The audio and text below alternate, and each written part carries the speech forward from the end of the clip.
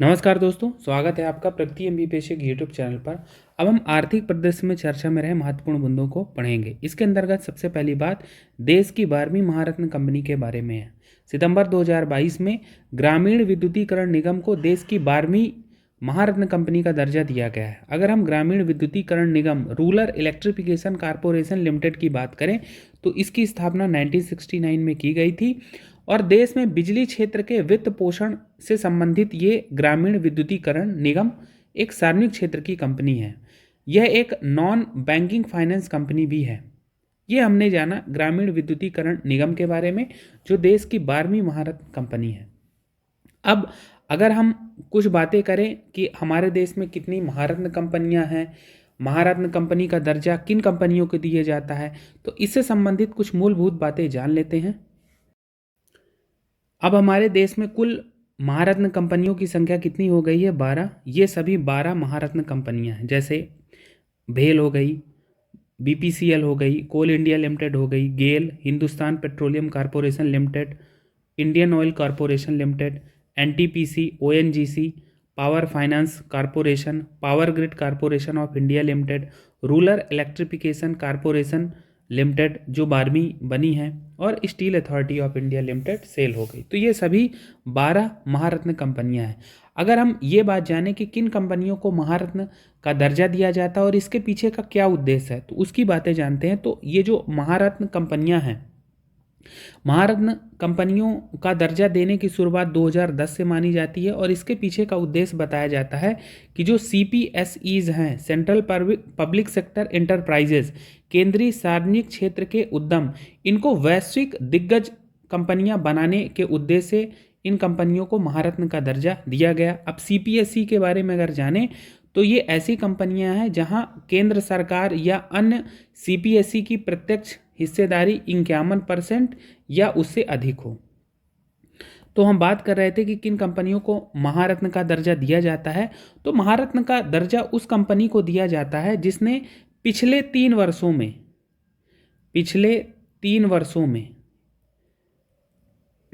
पहली शर्त है कि शुद्ध लाभ कितना होना चाहिए, नेट प्रॉफिट कितना होना चाहिए, 5,000 करोड़ रुपए या इससे अधिक का। पिछले 3 वर्षों में अगर किसी कंपनी का नेट प्रॉफिट, शुद्ध लाभ 5,000 करोड़ या इससे अधिक करा है, या दूसरी बात क्या है, टर्नओवर को लेकर औसत वार्षिक कारोबार पिछले 3 वर्षों में 25,000 करोड़ करा है, 5,000 करोड़ का या उससे अधिक का नेट प्रॉफिट, 25,000 करोड़ या उससे अधिक का टर्नओवर यानी वार्षिक कारोबार, औसत वार्षिक कारोबार, और तीसरी बात इसमें यह है कि जो उसका वार्षिक शुद्ध मूल्य है, क्या बोलेंगे, एवरेज एनुअल नेटवर्थ कितनी रहनी चाहिए, 15,000 करोड़ या उससे अधिक का। अगली बात यह है कि उसे नवरत्न का दर्जा मिला होना चाहिए।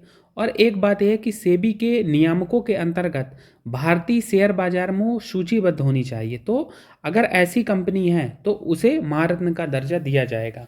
एक बार और इसको देखते हैं कि पिछले 3 वर्षों में उसका नेट प्रॉफिट कितना रहा हो, 5,000 करोड़ या उससे अधिक का, टर्नओवर या वार्षिक औसत वार्षिक कारोबार 25,000 करोड़ या उससे अधिक का रहा हो बीते 3 वर्षों में, और उसका नेट वर्थ या शुद्ध मूल्य कितना रहा हो, 15,000 करोड़ या इससे अधिक का बीते 3 वर्षों में। एक चीज़ हमने कही कि उसे नवरत्न का दर्जा मिला होना चाहिए, और 5वीं बात कही गई, शेयर मार्केट में लिस्टेड होना चाहिए सेबी के नियामकों के अंतर्गत। तो ये सब बातें हैं, इन बातों के आधार पर ही किसी भी कंपनी को महारत्न का दर्जा दिया जाता है। अगर किसी कंपनी को महारत्न का दर्जा मिल जाता है तो उसकी स्वायत्तता में वृद्धि होती है, परिचालन शक्ति में वृद्धि होती है।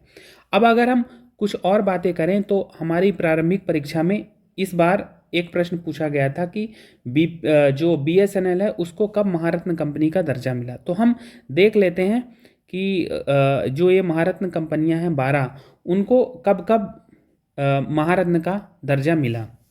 तो जैसा कि हमने बात की कि किसी भी कंपनी को महारत्न का दर्जा देने की शुरुआत 2010 से हुई, और मई 2010 में 4 कंपनियों को महारत्न का दर्जा दिया गया, जिसमें सेल है, ओएनजीसी है, एनटीपीसी, और आईओसी, आईओसी का मतलब क्या है?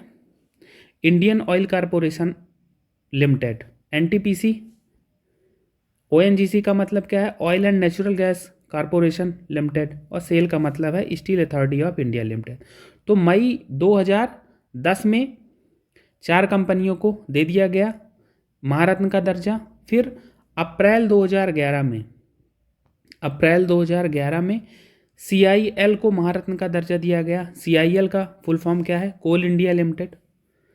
फिर 2017 में बीपीसीएल को दिया गया। बीपीसीएल का फुल फॉर्म क्या है? आप यहाँ देखिए, भारत पेट्रोलियम कॉरपोरेशन लिमिटेड। अक्टूबर 2019 में 2 कंपनियों को दिया गया, एक एचपीसीएल और एक है पीजीसीआईएल। ठीक, HPCL Hindustan petroleum corporation limited और पीजीसीआईएल का मतलब है power grid corporation of India limited. ये अक्टूबर 2019 में इन्हें महारत्न का दर्जा दिया गया। वहीं लास्ट ईयर अक्टूबर 2021 में पीजीसी को दिया गया, पावर ग्रिड कॉरपोरेशन को। और अभी 12वां जो महारत्न कंपनी है वो कौन है?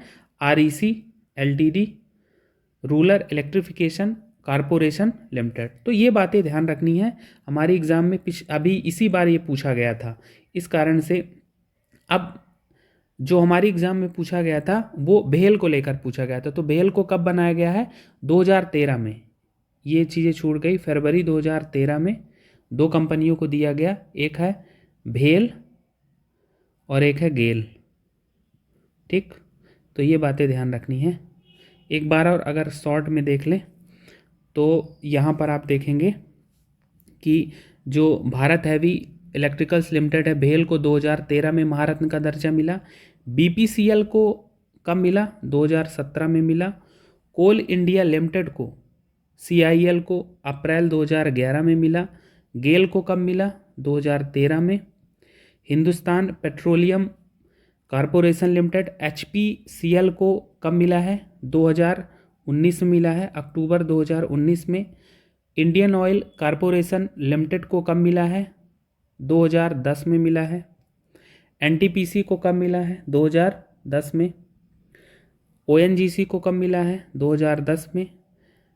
पावर फाइनेंस कॉरपोरेशन को 2021 में मिला है। Power grid corporation of India limited को 2019 में। रूरल इलेक्ट्रिफिकेशन कॉरपोरेशन लिमिटेड, ये 12वीं है, 2022 में अभी मिला। और स्टील अथॉरिटी ऑफ इंडिया को 2010 मिला। तो ये सब बातें ध्यान रखनी है। चलते हैं आगे। अगली बात शक्कर के निर्यात पर प्रतिबंध से संबंधित है। हाल ही में शक्कर के निर्यात पर प्रतिबंध लगाया गया है और ये प्रतिबंध 31 अक्टूबर 2023 तक रहेगा। क्या उद्देश्य है शक्कर के निर्यात पर प्रतिबंध लगाने का? तो घरेलू बाजार में शक्कर की पर्याप्त उपलब्धि सुनिश्चित हो सके और मूल्य स्थिरता आ सके। इस कारण से शक्कर के निर्यात पर 31 अक्टूबर 2023 तक का प्रतिबंध लगा दिया गया है। अगली बात देखते हैं। तो भारत में 5G ब्रॉडबैंड सेवा का व्यावसायिक शुभारंभ कर दिया गया है। 1 अक्टूबर 2022 को प्रधानमंत्री मोदी द्वारा इसका औपचारिक उद्घाटन किया गया। 6ठी इंडियन मोबाइल कांग्रेस नई दिल्ली में। प्रारंभिक तौर पर इसे 8 शहरों में प्रारंभ किया गया, जिनमें दिल्ली, मुंबई, चेन्नई, बेंगलुरु, हैदराबाद, सिलीगुड़ी, नागपुर और वाराणसी है। शेष भारत के शहरों में 2023 के अंत तक या उसके बाद 5G ब्रॉडबैंड सेवा की शुरुआत की जाएगी। अगर हम 5G के बारे में कुछ और बातें जानें और 4G से इसकी तुलना करें तो 5G का मतलब है ये 5वीं पीढ़ी की मोबाइल नेटवर्क तकनीक है। अगर हम 4G से इसकी तुलना करें, इसकी स्पीड की बात करें तो 4G की स्पीड अभी हम देख रहे हैं कि 1 Gbps है, गीगाबाइट पर सेकंड, लेकिन 5G की स्पीड बताई जा रही है 20 Gbps, गीगाबाइट पर सेकंड। अगर लेटेंसी विलंबता की बात करें तो 4G की लेटेंसी कितनी होती है? 60 से 100 मिली सेकंड होती है। वहीं 5G की जो विलंबता है या लेटेंसी जिसे कहा जा रहा है ये 5 मिली सेकंड है। कुछ और बातें कही गई हैं कि 5G जो है cloud gaming, augmented reality, virtual reality, internet of things आदि को अपनाने में तेज़ी लाती है और 4G की तुलना में इसका उपयोग व्यापक है और इन्हीं संदर्भों में 5G 4G से ज़्यादा एडवांस है। तो हमें ध्यान रखना है कि भारत में 5G ब्रॉडबैंड सेवा का एक व्यावसायिक शुभारंभ अक्टूबर 2022 में हो चुका है। प्रधानमंत्री नरेंद्र मोदी द्वारा इसका औपचारिक उद्घाटन किया गया। चलते हैं आगे और अगली बात देखते हैं। अगली बात केंद्रीय बैंक डिजिटल मुद्रा, central bank digital currency CBDC के बारे में है। हाल ही में RBI ने CBDC पर एक पायलट प्रोजेक्ट शुरू करने की घोषणा की है। हालांकि केंद्रीय बजट 2022-23 में इसके बारे में बात कही गई थी, केंद्रीय बैंक डिजिटल मुद्रा के बारे में।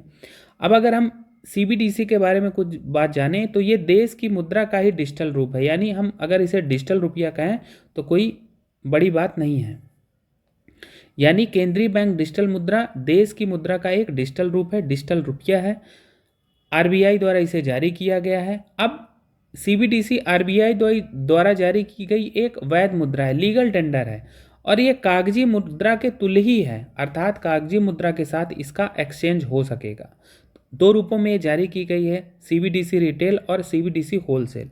CBDC जो रिटेल है या CBDC खुदरा है, ये सभी के लिए जारी की गई है। वहीं जो CBDC होलसेल है, ये केवल वित्तीय संस्थानों के लिए जारी की गई है। जैसा कि हमने बात की कि CBDC है क्या, सेंट्रल बैंक डिजिटल करेंसी, ये देश की ही मुद्रा का डिजिटल रूप है। कुछ और बातें अगर हम जानें तो एक क्रिप्टो करेंसी होती है, क्रिप्टो करेंसी। तो क्रिप्टो करेंसी से ये किन मामलों में भिन्न है? ध्यान रखना कि यह डिजिटल मुद्रा है, तो डिजिटल मुद्रा सरकार द्वारा नियंत्रित, लेकिन क्रिप्टो करेंसी पर किसी का नियंत्रण नहीं है, ये पूरी तरह से निजी करेंसी है। ठीक है। अब डिजिटल मुद्रा के बारे में हमने एक चीज़ बताई कि सरकार द्वारा समर्थित ये वैध मुद्रा है, लेकिन क्रिप्टो करेंसी एक लीगल टेंडर नहीं है, वैध मुद्रा नहीं है। फिर एक चीज़ हम जानते हैं कि क्रिप्टो करेंसी में बहुत ज़्यादा उतार चढ़ाव आता रहता है, लेकिन ये जो डिजिटल मुद्रा है इसमें उतार चढ़ाव नहीं आएगा, जो कागजी मुद्रा है उसके समान ही रहेगा। तो ये बातें ध्यान रखनी है। अगर पूछा जाएगा CBDC के बारे में तो ये बातें ध्यान रखनी है कि ये देश की ही मुद्रा का डिजिटल रूप है, RBI द्वारा जारी किया गया है, दो रूपों में जारी है। एक CBDC रिटेल है जो सभी लोगों के लिए है, और एक CBDC होलसेल है जो केवल वित्तीय संस्थानों के लिए जारी किया गया है। अब क्या उद्देश्य होगा केंद्रीय बैंक डिजिटल मुद्रा का? तो डिजिटलीकरण को बढ़ावा मिलेगा, एक फ़ायदा हो गया। दूसरा फ़ायदा इसमें यह है कि जो नगद नोट छापने की लागत है उसमें कमी आएगी। इसमें एक चीज़ कही गई कि 2020 और 21 में जो नोट छापने की लागत है लगभग 4900 करोड़ रुपए है, तो इसमें कमी आएगी जो नोट छापने की लागत है उसमें। तो ये बातें ध्यान रखनी है। चलते हैं आगे। अब हम विज्ञान और प्रौद्योगिकी के क्षेत्र में जो भी बातें महत्वपूर्ण रहीं उन्हें देख लेते हैं। इसमें सबसे पहले बात स्वदेश निर्मित हल्के लड़ाकू हेलीकॉप्टर प्रचंड के बारे में है। हाल ही में भारतीय वायुसेना में 4 हल्के लड़ाकू हेलीकॉप्टर, लाइट कॉम्पैक्ट हेलीकॉप्टर को शामिल किया गया है और इसीलिए ये चर्चा में रहा है और नाम दिया गया है प्रचंड। इनका विकास किया गया है हिंदुस्तान एरोनॉटिक्स लिमिटेड द्वारा। अब इनका नामकरण किस आधार पर किया गया है? तो जबरदस्त मारक क्षमता के कारण इसका नाम प्रचंड रखा गया है। कुछ और बातें इसके बारे में अगर हम जानें तो इसकी अधिकतम गति कितनी है? 268 किलोमीटर पर आवर, और इसमें हवा से हवा मार करने वाली मिसाइलें, हवा से ज़मीन में मार करने वाली मिसाइलें से ये लैस है। तो अगर हमारे एग्ज़ाम में पूछा जाएगा कि हाल ही में जो चर्चा में रहा प्रचंड, तो प्रचंड क्या है?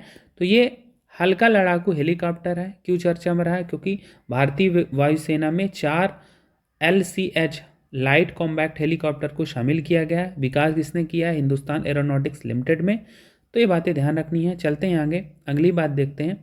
अगली बात INS अरिहंत से संबंधित है। INS अरिहंत है क्या? देश की पहली स्वदेशी परमाणु पनडुब्बी है। अब ये चर्चा में क्यों रही है?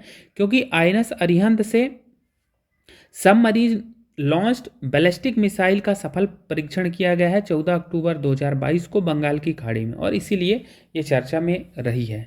तो अगर पूछा जाएगा INS अरिहंत के बारे में तो ये देश की पहली स्वदेश निर्मित परमाणु पनडुब्बी है। चलते हैं आगे और अगली बात देखते हैं। अगली बात मंगलयान से संबंधित है। हाल ही में मंगलयान से संपर्क समाप्त होने की घोषणा इसरो द्वारा की गई है।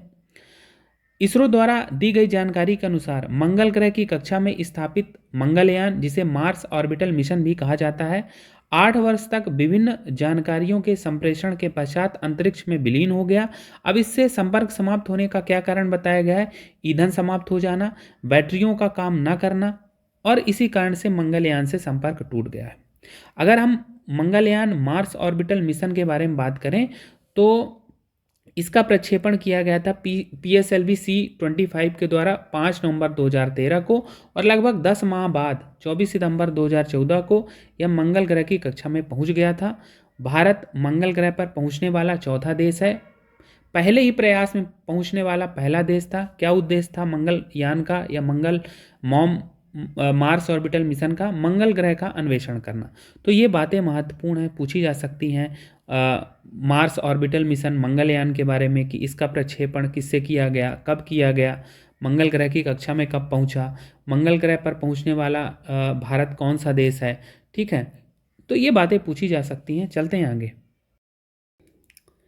अगली बात launch vehicle mark 3 M2 mission के बारे में है। LVM3 मिशन, M2 मिशन हाल ही में इसरो के सबसे भारी रॉकेट जिसको कहा जाता है लॉन्च व्हीकल मार्क 3 ने वनवेब जो कि ब्रिटिश कंपनी है, इसके 36 उपग्रहों को पृथ्वी की निचली कक्षा में सफलतापूर्वक स्थापित किया, और इसीलिए यह मिशन चर्चा में रहा। यह कब की बात है? 23 अक्टूबर 2022 को। अगर हम LVM3 लॉन्च व्हीकल मार्क 3 के बारे में जाने, प्रक्षेपण यान के बारे में जाने, जिसके द्वारा वनवेब कंपनी जो कि ब्रिटिश कंपनी है के 36 उपग्रहों को पृथ्वी की निचली कक्षा में सफलतापूर्वक स्थापित किया गया है, तो LVM3 प्रक्षेपण यान के बारे में अगर हम बातें जानें तो ये देश में ही विकसित अत्याधुनिक व भारी रॉकेट है। इसका पुराना नाम क्या है? GSLV मैक 3, जियो सिंक्रोनस मार्क 3। ये 3 चरणों वाला प्रक्षेपण यान है। ठोस, द्रव और अंतिम चरण क्रायोजेनिक है। और ये जो M2 मिशन है इसकी पहली पूर्णतः व्यावसायिक उड़ान थी। अगर हम LVM3 लॉन्च व्हीकल मार्क 3 प्रक्षेपण यान के बारे में एक बात और जाने तो ये अब हर जगह जाएगा, और इसीलिए इसका नाम चेंज कर दिया गया। हर जगह जाने से मतलब है कि चाहे वो जियो सिंक्रोनस अर्थ ऑर्बिट हो 36,000 किलोमीटर की ऊंचाई वाला, या मीडियम अर्थ ऑर्बिट हो, या लो अर्थ ऑर्बिट हो, चंद्रमा हो, या सूर्य मिशन हो, सभी जगह ये जाएगा, और इसीलिए इसका नाम चेंज करके LVM3 कर दिया गया है। जैसा कि हमने बात की कि जियो स्टेशनरी अर्थ ऑर्बिट 36,000 किलोमीटर की ऊंचाई पर है। मीडियम अर्थ ऑर्बिट सामान्यतः कितना रहता है? 5 से 12,000 किलोमीटर की ऊंचाई तक। वहीं लो अर्थ ऑर्बिट को 500 से 1500 किलोमीटर की ऊंचाई तक मानते हैं। ठीक है, तो इस कारण से इसका नाम परिवर्तन किया गया है। अगली बात IMT ट्राइलेट के बारे में है। अब IMT ट्राइलेट क्या है? ये इंडिया, मोजाम्बिक, तंजानिया का ट्राइलेटरल मैरीटाइम एक्सरसाइज है। भारत, मोजाम्बिक, तंजानिया का संयुक्त नौसैनिक अभ्यास। किन अर्थों में महत्वपूर्ण है? इसका आयोजन हुआ है दार एस सलाम, तंजानिया के तट पर 27 से 29 अक्टूबर 2022 को। तीनों देशों की नौसेनाओं का ये पहला ही त्रिपक्षीय अभ्यास है, और इन्हीं अर्थों में महत्वपूर्ण है। इसमें भारतीय नौसेना की ओर से INS तर्कस ने भाग लिया। INS तर्कस क्या है? Guided missile frigate, Chetak helicopter व विशेष नौसैन्य बल मार्कोस ने इसमें भाग लिया। तो ये बातें महत्वपूर्ण अगर पूछा जाएगा कि IMT trilateral maritime exercise India, Mozambique और तंजानिया के बीच, इसका आयोजन कहाँ हुआ? तंजानिया के तट पर दार ए सलाम, और ये तीनों देशों की नौसेनाओं का पहला ही त्रिपक्षीय अभ्यास है। चलते हैं आगे। अगली बात सिम्बैक्स 2022 के बारे में है। ये क्या है? सिंगापुर इंडिया का मैरीटाइम बायलैटरल एक्सरसाइज है। सिंगापुर व भारत का द्विपक्षीय नौसैनिक अभ्यास। इसका आयोजन 26 से 30 अक्टूबर 2022 को विशाखापट्टनम में हुआ। ये जो 2022 का आयोजन था 29वां संस्करण था। इस एक्सरसाइज का पुराना नाम क्या है? Lion king exercise. SIMBEX 2022 Singapore और भारत के बीच द्विपक्षीय नौसैनिक अभ्यास है। चलते हैं आगे और अगली बात देखते हैं। अगली बात इप्सामार 7 से संबंधित है। इसका आयोजन 10 से 12 अक्टूबर को दक्षिण अफ्रीका में किया गया। क्या है इप्सामार? इप्सामार भारत, ब्राज़ील, दक्षिण अफ्रीका की नौसेनाओं का त्रिपक्षीय समुद्री अभ्यास है। अगर पूछा जाएगा कि इप्सामार में कौन कौन से देश शामिल हैं, तो आप देखिए यहाँ पर आई का मतलब है इंडिया, बी का मतलब है ब्राज़ील और ऐसे का मतलब South Africa. Maritime exercise है ये नौसेनाओं का त्रिपक्षीय समुद्री अभ्यास है। और जो 7वां संस्करण है 2022 का, इसका आयोजन दक्षिण अफ्रीका में किया गया। तो इस प्रकार से आज की क्लास में हमने अक्टूबर 2022 में चर्चा में रहे आर्थिक प्रदर्शकों और विज्ञान एवं प्रौद्योगिकी के क्षेत्र में जो भी बातें महत्वपूर्ण रही उनको पढ़ा। आज की क्लास फिलहाल इतना ही। धन्यवाद।